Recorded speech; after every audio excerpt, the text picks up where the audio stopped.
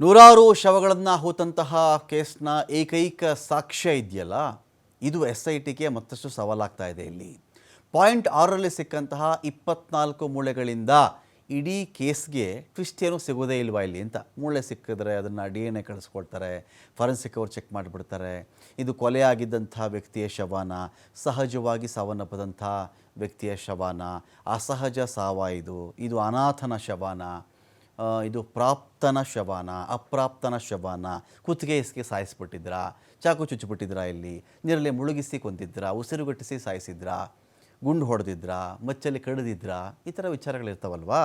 ಈ ಒಂದಷ್ಟು 24 ಮೂಳೆಗಳು ಸ್ಪಾಟ್ ನಂಬರ್ 6ರಲ್ಲಿ ಸಿಕ್ಕಾಗ ಆ ಮೂಳೆಗಳಿಂದ ಇಡೀ ಕೇಸ್ಗೆ ಏನೇನೋ ಟ್ವಿಸ್ಟ್ಗಳು ಸಿಗೋದೇ ಇಲ್ವಾ. ನಿಖರವಾಗಿ ಈ ವ್ಯಕ್ತಿ ಹೀಗೆ ಸತ್ತ ಹೇಳೋಕ್ಕಾಗಲ್ವಾ ಅಂತ ಪ್ರಶ್ನೆ ಇದೆ ಇಲ್ಲಿ. ಅಂಥ ಟ್ವಿಸ್ಟ್ ಏನು ಸಿಗಲ್ಲ ಅಂತ ಅಲ್ಲಿ ಹೇಳಲಾಗ್ತಾ ಇದೆ. ಮೂಳೆಗಳ ತುಂಡುಗಳನ್ನು ಇಟ್ಕೊಂಡು ಇಡೀ ಕೇಸ್ನ ತನಿಖೆ ನಡೆಸುವುದೇ ಕಷ್ಟ ಅಂತ ಹೇಳಲಾಗ್ತಾ ಇದೆ. ಫಾರೆನ್ಸಿಕ್ ಹಾಗೂ ಕಾನೂನು ದೃಷ್ಟಿಯಿಂದ SITಗೆ ದೊಡ್ಡ ಸವಾಲಿದು. ಅಸಾಧ್ಯ ಅಂತ ಅಲ್ಲದೇ ಇದ್ದರೂ ಕೂಡ ಕಷ್ಟ ಅಂತ ಹೇಳಬಹುದು.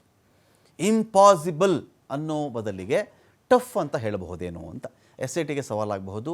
ಮಣ್ಣು, ನೀರು, ಹವಾಮಾನದ ಕಾರಣದಿಂದಾಗಿ DNA ನಾಶವಾಗಿರುವಂತಹ ಚಾನ್ಸಸ್ ಇದೆ ಅಂತ, ಆಗೇ ಬಿಟ್ಟಿರುತ್ತೆ ಅಂತಲ್ಲ, ಸಾಧ್ಯತೆ ಇದೆ. ಇದರಿಂದ ಮೃತಪಟ್ಟಂಥವರ ಗುರುತು ಪತ್ತೇನೆ ದೊಡ್ಡ ಸವಾಲಾಗಿಬಿಡುತ್ತೆ. ಯಾರು ಸತ್ಯವಿರೋದು, ಯಾರು ಫಸ್ಟು ಗೊತ್ತಾಗಬೇಕಾಗಿರೋದು, ಇಲ್ಲಿ ಸತ್ತಿರೋದು ಯಾರು ಅಂತ. ಯಾವ ವ್ಯಕ್ತಿ ಸತ್ತಿರೋದು, ಆತನಿಗೆ ಎಷ್ಟು ವಯೋಮಾನ, ಆಯಿತು ಮೂಳೆ ನೋಡಿ ಈ ಮೂಳೆಗೆ ಇಷ್ಟು ವಯಸ್ಸು ಇರಬಹುದು ಹೇಳಬಹುದೇನೋ. ವಯೋಮಾನ ಆದ ಮೇಲೆ ಅಲ್ಲಿ ಪೂರ್ತಿ ಅಸ್ಥಿಪಂಜರ ಸಿಕ್ಕಿದೆಯಾ, ಪೂರ್ತಿ ಫುಲ್ ಸಿಕ್ಕಿದೆಯಾ, ಅದಕ್ಕೊಂದು ರೂಪರೇಷೆ ಕೊಡಬಹುದಾ, ಒಂದಷ್ಟು ಗೆಸ್ ಮಾಡಬಹುದಾ ಅಂತ ಒಂದು 24 ತುಣುಕುಗಳು ಸಿಕ್ಕಿದೆ ಅಲ್ಲಿ.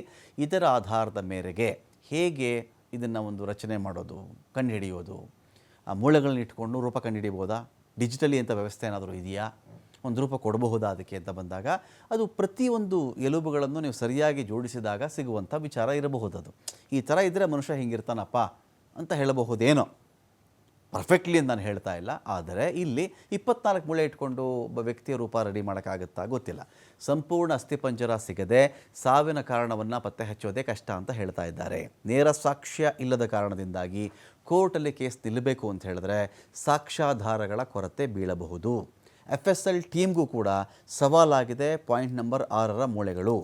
ಈ ರಹಸ್ಯ ಪತ್ತೆ ಕಾರ್ಯ ಒಂದು ಸವಾಲ ಕಾಣಿಸ್ತಾ ಇದೆ. ಅಲ್ಲಿ DNA ಸೇರಿದಂತೆ ಹಲವು ವಿಧದ ಪರೀಕ್ಷೆಗಳೇ ಫಾರೆನ್ಸಿಕ್ಗೆ ಚಾಲೆಂಜ್ ಆಗಿಬಿಡುತ್ತೆ. ಪಾಯಿಂಟ್ 6ರಲ್ಲಿ ಸಿಕ್ಕಂಥ ಮೂಳೆಗಳು 20 ವರ್ಷಗಳ ಹಿಂದಿನದ್ದು ಎನ್ನುವ ಮಾಹಿತಿ ಇದೆ. ಹೀಗಾಗಿ ಸಿಕ್ಕಿರ್ತಕ್ಕಂಥ ಏಕೈಕ ಸಾಕ್ಷ್ಯದಲ್ಲೂ ಈಗ ಇಷ್ಟು ಗುಂಡಿ 20 ಕಡೆ ಗುಂಡಿ ಅಗೆದ ಮೇಲೆ 16 ಪಾಯಿಂಟ್ ಮಾರ್ಕ್ ಮಾಡ್ತಾರೆ, 20 ಕಡೆ ಅಗೆದಿದ್ದಾರೆ. ಇಷ್ಟು ಅಗೆದ ಮೇಲೂ ಕೂಡ ಒಂದು ಮೂಳೆ ಸಿಕ್ಕಿತು ಅಂದರೆ ಆ ಮೂಳೆ ಸಿಕ್ಕಿಯೂ ಪ್ರಯೋಜನ ಇದೆಯಾ ಇಲ್ವಾ ಅಂತ ಪ್ರಶ್ನೆ ರೈಸ್ ಆಗ್ತಾ ಇದೆ. ಇಲ್ಲಿ ಏಕೈಕ ಸಾಕ್ಷ್ಯದಲ್ಲಿಯೂ ಕೂಡ ಕೇಸ್ ನಡೆಸೋದು ಇನ್ನೂ ಕಷ್ಟ ಆಗಬಹುದು ಅಂತ ಹೇಳಲಾಗ್ತಾ ಇದೆ.